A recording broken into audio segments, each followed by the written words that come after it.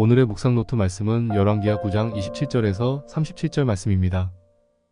유다의 왕 아하시야가 이를 보고 정원의 정작길로 도망하니 예후가 그 뒤를 쫓아가며 이르되 그도 병거 가운데서 죽이라. 하매 이블르함 가까운 구르비탈에서 치니 그가 무기토까지 도망하여 거기서 죽은지라. 그의 신복들이 그를 병거에 싣고 예루살렘에 이르러 다윗 성에서 그들의 조상들과 함께 그의 묘실에 장사하니라.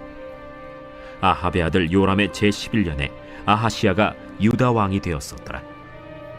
예후가 이스라엘에 오니 이세벨이 듣고 눈을 그리고 머리를 꾸미고 창에서 바라보다가 예후가 문에 들어오매 이르되 주인을 죽인 너 시므리여 평안하냐. 예후가 얼굴을 들어 창을 향하고 이르되 내 편이 될 자가 누구냐? 누구냐? 하니 두어 내시가 예후를 내다보는지라. 이르되 그를 내려 던지라. 하니 내려 던짐에 그의 피가 담과 말에게 튀더라. 예후가 그의 시체를 밟으니라. 예후가 들어가서 먹고 마시고 이르되 가서 이 저주받은 여자를 찾아 장사하라. 그는 왕의 딸이니라. 하매 가서 장사하려 한즉 그 두골과 발과 그의 손 외에는 찾지 못한지라. 돌아와서 전하니 예후가 이르되 이는 여호와께서 그 종 디셉 사람 엘리야를 통하여 말씀하신 바 이르시기를 이스라엘 토지에서 개들이 이세벨의 살을 먹을지라. 그 시체가 이스라엘 토지에서 거름같이 밭에 있으리니 이것이 이세벨이라고 가리켜 말하지 못하게 되리라 하셨느니라 하였더라.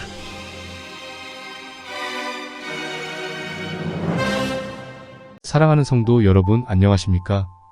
오늘도 이렇게 함께 하나님의 말씀을 나눌 수 있어서 감사합니다. 여러분 혹시 인과응보라는 말씀 들어보셨습니까?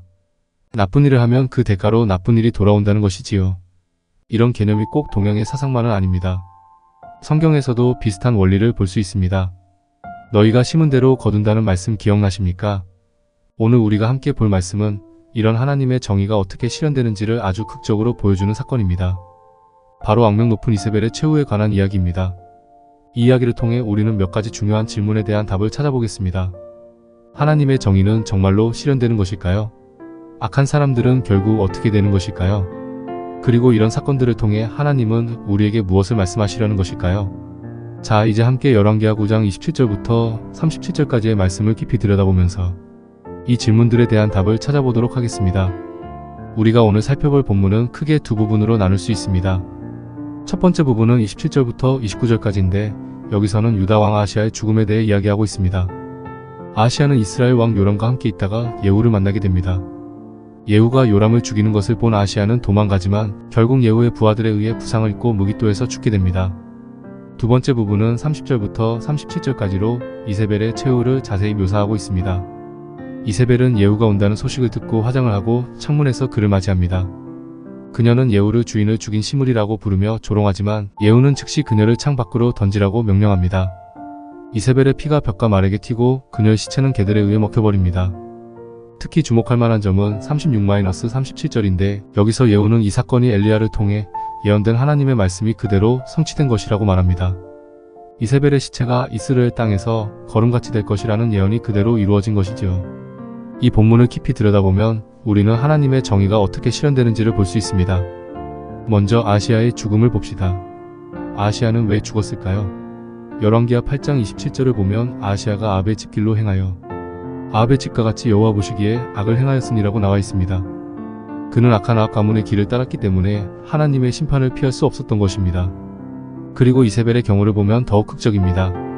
이세벨은 이스라엘 역사상 가장 악명 높은 여인 중 하나였지요. 그녀는 우상 숭배를 조장하고 하나님의 선지자들을 박해했으며 나봇의 포도원을 빼앗기 위해 살인까지 저질렀습니다.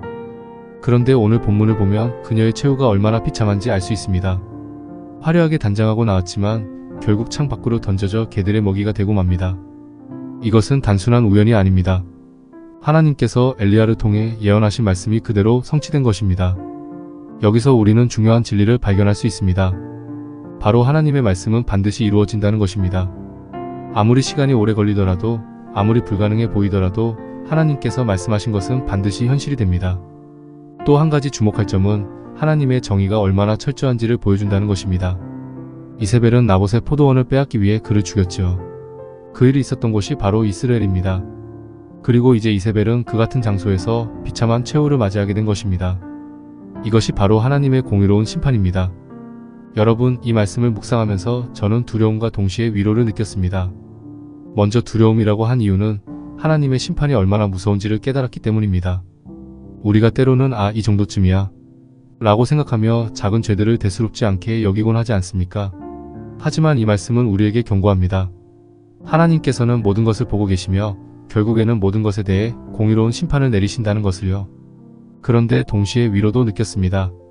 왜냐하면 이 말씀은 우리에게 정의가 반드시 실현된다는 희망을 주기 때문입니다. 세상을 보면 때로는 악한 사람들이 잘 되는 것 같고 의로운 사람들이 고통받는 것처럼 보일 때가 있지 않습니까? 하지만 하나님께서는 결국 모든 것을 바로잡으신다는 것, 그것이 이 말씀이 우리에게 주는 위로입니다.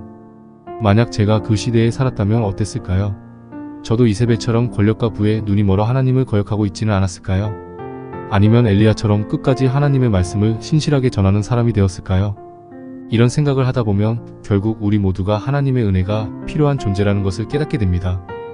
우리 중 누구도 완전히 의로운 사람은 없습니다. 우리 모두가 크고 작은 죄를 짓고 살아가지요. 하지만 감사하게도 우리에게는 예수 그리스도라는 희망이 있습니다.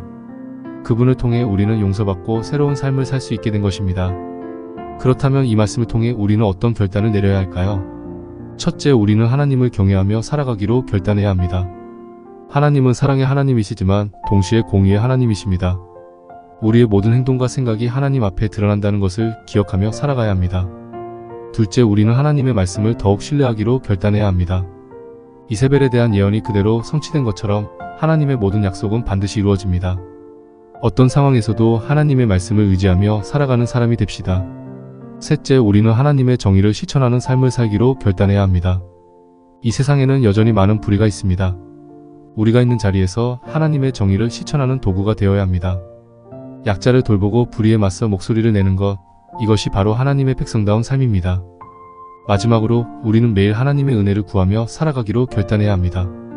우리 모두가 하나님의 은혜가 필요한 존재임을 인정하고 예수 그리스도를 통해 주시는 용서와 새 생명을 감사히 받아들이며 살아갑시다.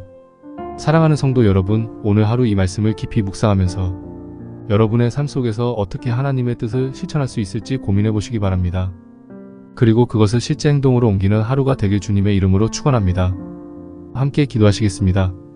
자비로우신 하나님 아버지, 오늘도 주님의 말씀을 통해 우리에게 큰 깨달음을 주심을 감사드립니다. 주님의 정의가 얼마나 완벽하고 철저한지를 다시 한번 깨닫게 하셨습니다. 주님, 우리가 때때로 작은 죄들을 대수롭지 않게 여기며 살아왔음을 고백합니다. 우리의 모든 생각과 행동이 주님 앞에 드러난다는 것을 항상 기억하며 살아갈 수 있도록 도와주세요. 또한 주님의 말씀이 반드시 이루어진다는 것을 믿고 의지하며 살아갈 수 있게 해주세요. 어떤 상황 속에서도 흔들리지 않고 주님의 약속을 굳게 붙잡는 믿음의 사람들이 되게 해주세요. 우리가 있는 자리에서 주님의 정의를 실천하는 도구가 되게 해주세요. 불의를 보며 외면하지 않고 용기 있게 맞설 수 있는 힘을 주세요. 약한 자들을 돌보고 사랑하는 주님의 마음을 우리에게 부어주세요. 무엇보다 주님, 우리에게 예수 그리스도를 통한 구원의 은혜를 주심을 감사드립니다. 이 은혜를 항상 기억하며 감사와 겸손으로 살아가는 주의 백성이 되게 해주세요. 우리의 삶 가운데 역사하셔서 주님의 뜻을 이루어 가시는 성령님, 우리와 함께 해주세요. 예수님의 이름으로 기도드립니다. 아멘.